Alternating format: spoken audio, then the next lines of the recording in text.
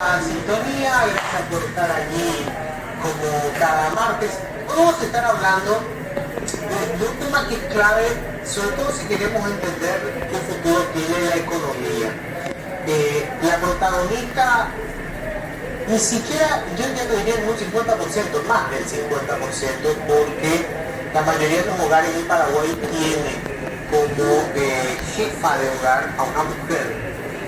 En estos días se publicaba que Naciones Unidas lamentablemente ha hecho una estimación y cree que a la humanidad le va a llevar 300 años conseguir una equidad total entre hombres y mujeres. Y vamos a hablar de cuál es el rol que están cumpliendo. Y para eso tenemos un grupo de invitadas realmente de lujo, así que ya les cuento con quién estoy compartiendo hoy la mesa. Está con nosotros con Marcela Chinelli, es investigadora de la Facultad de Economía de la UNA. Hola Marcela, ¿qué tal? Luis, un placer estar aquí. Gracias por venir. Estamos con Marta García, ella es periodista del portal Marquedata. Hola Marta, ¿cómo estás? Hola Luis, muchas gracias por la invitación. Saludo también a toda la audiencia. Bueno, gracias por venir. Ivonne Aristizábal es economista, investigadora, gerente de economía del grupo Investor. Ivonne, ¿qué tal? ¿Cómo estás? ¿Qué tal? Muchas gracias por la invitación. Y estamos también con Aramí Ojara, directora del grupo Ojara Gastronomía. Aramí, ¿qué tal? ¿Qué tal Luis? ¿Qué tal todo? Muy buenas noches, muchas gracias por la invitación también. Bueno, quiero arrancar con lo más básico. Hoy, el rol de la mujer en la economía, en la toma de decisiones, como inversora, como empresaria, como trabajadora, ¿ha mejorado con respecto a los últimos 10 años o el cambio es muy gradual? Bueno, aquí primero tenemos que analizar en términos cuantitativos y en cualitativos. Si nos vamos a los números, efectivamente hay una inserción laboral bastante más pronunciada de las mujeres hoy en día. En la población ocupada, por ejemplo, estamos en un 60%. Profesional. Ahora hay muchas mujeres economistas que se destacan y cuyas voces, digamos, son buscadas por los medios de prensa, pero 15 años atrás o 20 años atrás, yo llevo ya 30 años haciendo periodismo, toda la voz era masculina. O sea, si vos escuchabas una voz femenina era para que hable en el área social. Es una cosa, va a hablar de la salud y de la educación, pero si vamos a hablar de lo macro, tiene que ser un hombre. No sé por qué, aparte que tenía que ver con los órganos sexuales, ¿verdad? Pero también es una cuestión de espacio, justamente estábamos hablando con la compañera de eso, que hoy en día, referente a que estamos teniendo el privilegio del espacio, tenemos que ocupar, tenemos que hablar. Yo suelo hablar mucho del macro, entonces yo me digo a mí misma ese síndrome del impostor, a veces que no queremos poner, es como que no, me voy a ocupar este espacio porque lo más probable es que una estudiante de economía también quiera hablar sobre el macro, también quiera hablar sobre el Producto Interno Bruto, sobre la inflación, quiera hablar sobre eso y bueno, voy a ayudar a que más mujeres también ocupen el espacio. Y desde el ámbito económico, el análisis justamente que mencionó Marta, hoy en día hay dos posiciones, ¿verdad? Dos datos macro que hay que tener de suma importancia. La informalidad por un lado y el sector empresarial también. Por el lado de la informalidad hace que exista todavía mucha diferencia entre hombres y mujeres. Si nosotros miramos los datos de brecha, nosotros decimos no hay una brecha salarial muy grande en términos macro. Y no, porque cuando descompones ves la realidad que hay, que entre hombres y mujeres la brecha que salta al 40% es entre los trabajadores informales.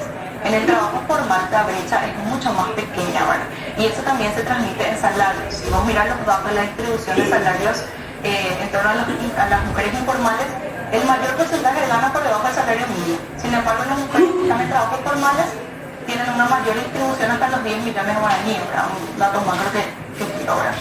Y por el lado empresarial, por otro lado, es ocupar espacios. El privilegio que estamos teniendo las mujeres que acá, pero que todas somos privilegiadas, estamos ocupando espacios para que más mujeres vean eso, ¿verdad? Justamente mañana vamos a lanzar un artículo que habla sobre las mujeres que están dentro de los directorios de empresas que invierten en bolsa, por ejemplo. Y ahí tenemos un amplio sector, desde el farmacéutico hasta el agro. Y también se transmite, justamente lo que estuvimos hablando con la compañera, en los sectores donde hay mayor ocupación de mujeres dentro de los cargos directivos, son sectores que también las mujeres estamos estudiando más. Farmacéutico, por ejemplo, es el que tiene el mayor porcentaje de mujeres dentro de la directiva. Si Sin embargo, sectores como agro, construcción, las mujeres ocupan menos cargos directivos. Y si hablamos del mundo empresarial, de bancos y financieras, las casas de bolsa, es donde hoy en día hay una mayor participación de mujeres en cargos directivos, pero tampoco es muy alta, estamos hablando de 15, 16%. ¿Cuál es la experiencia que ustedes tienen con respecto a mitos acerca de cómo Mujeres cabeza de hogar, en la mayoría, tienen más estudios que los hombres cabeza de hogar? O sea, eso se da en la estadística, ¿verdad? Pero también se da una cuestión de que, como mencionaba a mí, el mayor porcentaje de mujeres que son cabeza de hogar están dentro de los sectores de servicios y comercios. O son cuenta propia y trabajo doméstico, ¿verdad? Están concentradas en ese sector. Por eso se da que muchas veces nos vemos en otros cargos jerárquicos, justamente mujeres, ¿verdad? ¿Y cómo se puede hacer para revertir eso? Es decir, para que puedan saltar a las otras áreas que son a veces más rentables y que normalmente también, digamos, escapan a la informalidad. Entonces es más fácil que sean formales, digamos, y que tengan todas las coberturas que normalmente se espera tener un trabajador. Coincido con las compañeras de que recae otra vez la redistribución y también como hay mujeres que pueden acceder a un cargo jerárquico, pero como tiene demasiada carga dentro del hogar, tiene un doble o hasta un triple trabajo, y eso a veces limita también su ascenso en el mundo laboral, y es lo que pasa que justamente vemos los datos de mujeres que estudiaron más pero tienen esas barreras. Obviamente no es la única barrera, hay barreras también sociales, estigmas, lo que estuvimos comentando al comienzo del programa, pero ese concepto refleja otra vez la redistribución de tareas dentro del hogar, que es a veces el apoyo para que una mujer justamente pueda sobresalir. Ahí, un ratito, pareciera ser que me es muy gracioso un país, cierto, con una democracia joven, ¿verdad? Como la nuestra, pero como pareciera ser que no, con ese pensamiento, y lo único que hacemos es generar mesas de trabajo que finalmente no se trabaja porque es puro catarsis, nunca nos vamos a poder desarrollar en nada, ¿verdad? Porque gastronomía no tiene nada de política pública. El que viene a su antojo, lo que entiende por gastronomía, eso supuestamente nos quiere hacer, ¿verdad? Hasta que le frenábamos, etcétera, y ahí otra vez como que no pasa nada porque quería hacer lo que él quería hacer y no lo que nosotros que estamos en el rubro sabemos que se tiene que hacer. Esa era mi intervención. Sí, y ya que hablamos de políticas públicas, y bueno, dijo Arami, somos más resolutivos, ¿verdad? En pandemia, cuando estábamos con todo el tema que tuvo, no había comida, ¿quiénes fueron las que en los barrios pobres fueron las que se organizaron?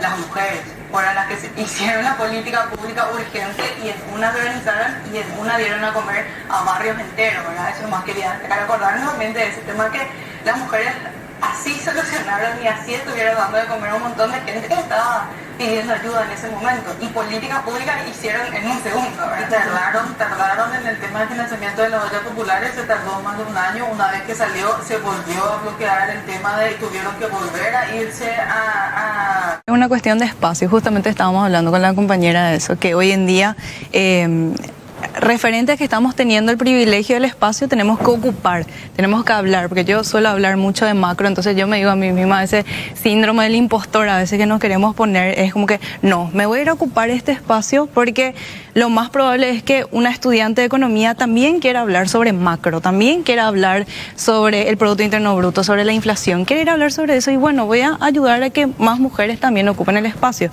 Y desde el ámbito económico, el análisis justamente que mencionó Marta, hoy en día hay dos posiciones, ¿verdad? Dos datos macro que hay que tener de suma importancia. La informalidad por un lado y el sector empresarial también. Por el lado de la informalidad hace que exista todavía mucha diferencia entre hombres y mujeres. Si nosotros miramos los datos de brecha, nosotros decimos no hay una brecha salarial muy grande en términos macro.